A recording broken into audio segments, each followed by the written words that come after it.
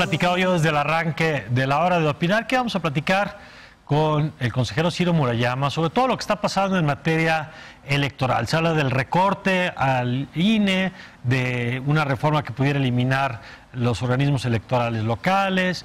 En fin, hay mucha materia que revisar con él y por eso le agradezco que nos acompañe. ¿Qué tal, consejero? Muy buenas noches. ¿Qué tal? Encantado de estar contigo. Muchas gracias, igualmente. Bueno, empezamos por un asunto de coyuntura y ahorita vamos revisando los temas que están ahí. Y es el tema Baja California. ¿Por qué en este caso particularmente, que no es estrictamente de la organización del proceso electoral, de la evaluación, de la fiscalización, hemos visto al INE tan activo, con voces como la tuya, como la consejera Pamela San Martín, pues muy preocupados por lo que está pasando en Baja California? Pues porque es un precedente que puede derrumbar los avances democráticos en el país, que puede sustraer los derechos políticos fundamentales de los mexicanos, en este caso de los baja californianos. Lo que hemos hecho en los últimos años es permitir que sea a través del voto como llegue la gente al poder y como se vaya. Y ahora lo que se está tratando es de defraudar el voto, es decir, fuimos a una elección en Baja California el pasado 2 de junio por un periodo de 2 años. Ya que se gana por 2 años, el gobernador quiere electo alargar hasta 5 años. Si eso ocurriera, pues estamos regresando al siglo antepasado prácticamente, es decir, donde el gobernante se quiere perpetuar por encima del mandato popular. Así es, pues sufragio efectivo, no reelección, se dijo para combatir al porfiriato, y que hoy se quiera pasar por encima del sufragio, que ni siquiera haya una reelección, sino que se estire arbitrariamente el tiempo de gobierno, es muy preocupante. Si el mandatario ni siquiera respeta el tiempo por el cual fue electo, imagínate qué hará con las demás normas.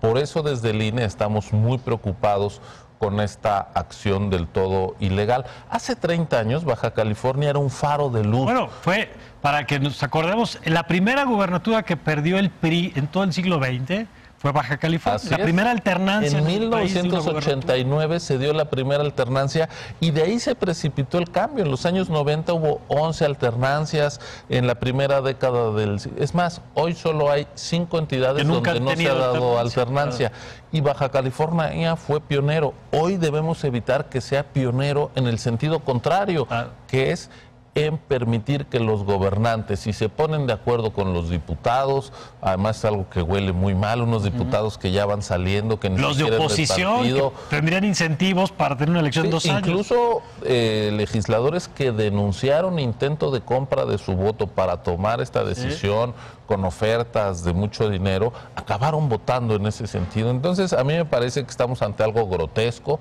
ante algo que no podemos permitir. A mí me parece que hay rutas legales en nuestro marco constitucional para reparar ese daño, que es la acción de inconstitucionalidad. La puede presentar el Ejecutivo Federal. Me llama la atención que desde la presidencia no se haya tomado la determinación de combatir esa ilegalidad. Es preocupante y quienes pueden entonces combatirla son los partidos políticos. Han dicho que lo han pensado y quien resuelve es la Suprema Corte de Justicia de la Nación. Ahora, este es el tema, y tú planteabas, consejero, al principio, decías, pues hemos construido un sistema electoral que nos ha permitido tener certezas en que el voto sea lo que quite y ponga a los gobernantes, y ahora estamos discutiendo una vez más una reforma electoral. Ahorita se han realizado una serie de mesas, se supone que en septiembre, así como se va a discutir el Seguro Popular que platicamos ahora, también discutirá una reforma electoral, y hay varias propuestas en la mesa, desde quienes dicen urna electrónica para reducir costos, eliminar los organismos electorales locales, reducir el financiamiento de los partidos políticos. ¿Hacia dónde tendría que ir la reforma, en tu opinión? Mira, lo que llama la atención al principio es que se esté discutiendo una posible reforma electoral por iniciativa del poder. Siempre las reformas electorales han sido en atención a los reclamos de las oposiciones, a los reclamos de las minorías que querían ensanchar el espacio democrático. Hoy es desde una fracción del partido en el gobierno donde se pretende hacer la reforma. y sin estar atentos a lo que dicen las oposiciones. En las mesas que ha habido se generó un consenso de todos los partidos de oposición diciendo hay cosas que no vamos a conceder. Tratar de imponer una reforma electoral por encima de la pluralidad sería delicado, porque la reforma electoral, el tema electoral son las reglas del juego para acceder al poder. Sí. Que desde el poder hagas un embudo, cierres la posibilidad de que las minorías se vuelvan mayorías, pues es un contrasentido democrático. Y hay un dato que yo no me cansaré de repetir. En las últimas 4 elecciones de presidente, del 2000 para acá, 3 veces le dijimos al partido en el gobierno adiós. Es decir, el partido del gobierno, que nunca se quiere ir del gobierno, se fue el PRI en el 2000, se fue el PAN en el 2012 y se volvió el PRI en el 2018, con lo cual significa que algo está funcionando bien. Hay un índice de alternancia del 75% en la presidencia, pero si te vas a ver qué está pasando en las gubernaturas, déjame decirte que entre 2015 y 2019... ya como INE nos ha tocado contribuir a la organización de 35 elecciones a gubernatura, de las cuales en 23 han ganado candidatos opositores. Es decir, más de 2/3 partes de los triunfos han sido de las oposiciones. ¿Qué quiere decir? Que el sistema electoral permite que la gente se deshaga de malos gobiernos, de los que no le están satisfaciendo. Y también mantener a los que le gustaron. Así es. Ahora, eso no quita que hay una preocupación real cuando se dice es muy caro el sistema electoral.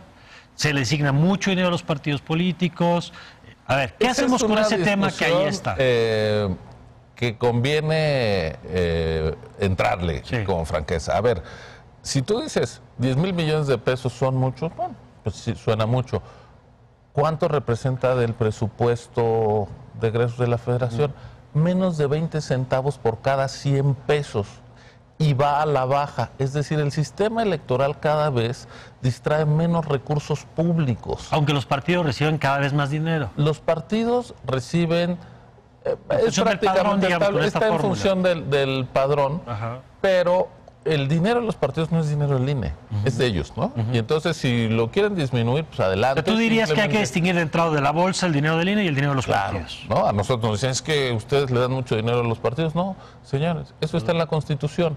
Cámbiese la Constitución y revísese. Nada más con una advertencia. Hoy disminuir drásticamente el financiamiento público va en favor del partido en el gobierno.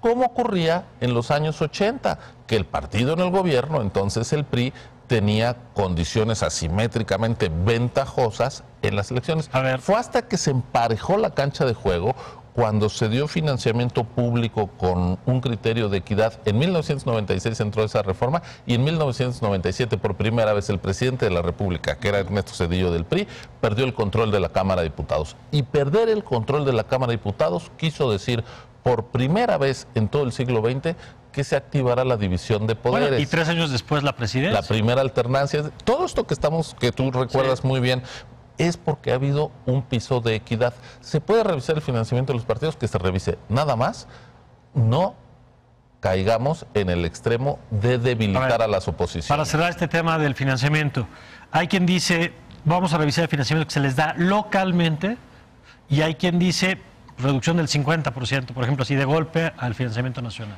Sí, pero fíjate, dado los resultados electorales del año pasado, implicaría que Morena, aunque reduzcas el 50%, tendría el doble de financiamiento de lo que tuvo el año pasado y todas las oposiciones la mitad. Es decir, es una medida que tiene destinatarios específicos, beneficiarios y perdedores. Y eso entonces, hay que verlo. Yo creo que las reformas electorales hay que hacerlas con imparcialidad, no para favorecer a unos. No puede ser con destinatario, no puede ser un retrato hablado.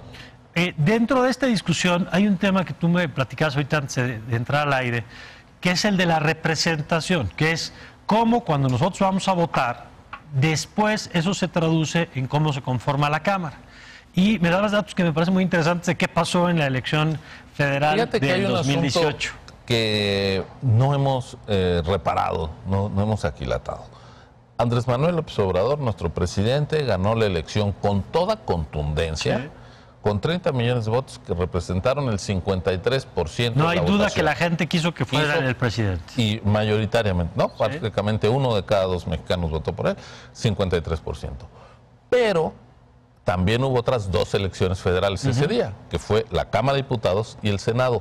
En la Cámara de Diputados y el Senado, la coalición Juntos Haremos Historia no pasó del 44% de los votos. La coalición quiere decir el Morena más el PT más el PES tuvieron 44% de los votos. ¿Qué quiere decir? Que los partidos opositores tuvieron 56% de los votos. Es más, la diferencia de votos entre Andrés Manuel López Obrador y los candidatos al Senado y a la Cámara de Diputados de su coalición es de 5 millones de votos. ¿Qué quiere decir esto? Que hubo 5 millones de mexicanos que le dijeron, tú vas a Palacio Nacional, pero yo quiero construirte un contrapeso legislativo. Si la mayoría de los mexicanos votó por partidos opositores mayoritariamente al Congreso, uno esperaría que hubiese mayoría de escaños de la oposición. Pasó lo contrario. El 62% de los diputados se le asignaron a los 3 partidos de la coalición, aunque tuvieron el 44% de los votos. ¿Qué quiere decir esto? Que hay una sobrerepresentación de la coalición gobernante que la gente no le dio en el Congreso. Que hubo una distorsión de la voluntad popular depositada en las urnas. ¿Por qué se puede distorsionar la voluntad popular si ya no hay fraude? Claro. No hay fraude en el conteo de votos, pero hay distorsiones que se permiten. Ahora, esto siempre en la ley. Ha existido y entiendo que también alguna vez la justificación era el tema de la gobernabilidad. Pero no ha existido. Desde 1997 hasta 2018, el presidente gobernó en minoría porque no había tenido la mayoría de los votos al Congreso. Esta vez tampoco los tuvo pero López sí los Obrador, tiene en el Congreso. Pero los tiene el Congreso porque por 2 razones. Una, porque hay una disposición constitucional que permite una sobrerepresentación de hasta el 8%. Esa es una reminiscencia de la cláusula de gobernabilidad que tú mencionas, que era de los años 80, que puso el PRI para no perder el control del Congreso, y quedó en la Constitución. Entonces puedes tener 8% más de los votos, de escaños que de votos. Pero hubo un problema adicional. Las coaliciones lamentablemente están ayudando para distorsionar. Voy a tratar de explicarme. Morena y la coalición ganaron 220 distritos. Sí, de los 300. De los 300, es decir, el 73%, con el 34% de los votos.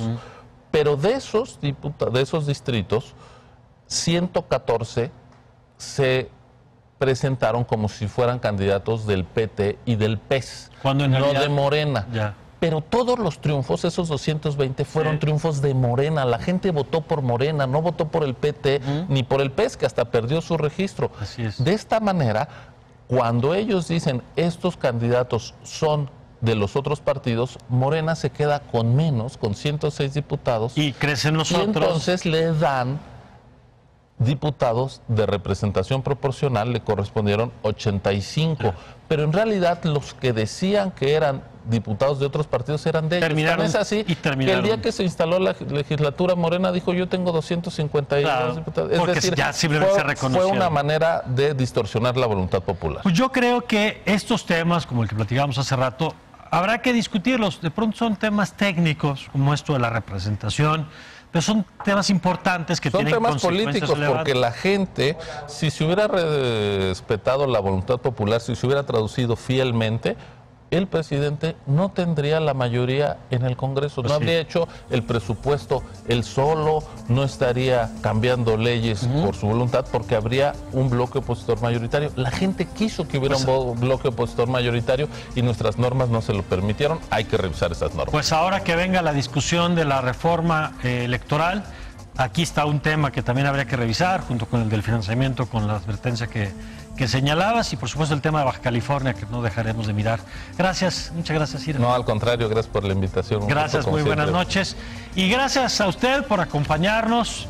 Yo soy Mario Campos, nuevamente en nombre de Leo Zuckerman, le agradezco que nos haya acompañado y le agradezco haber estado aquí. Yo le veo el próximo domingo a las 11 en la Agenda Pública y le deseo, como siempre, que tenga usted una magnífica noche.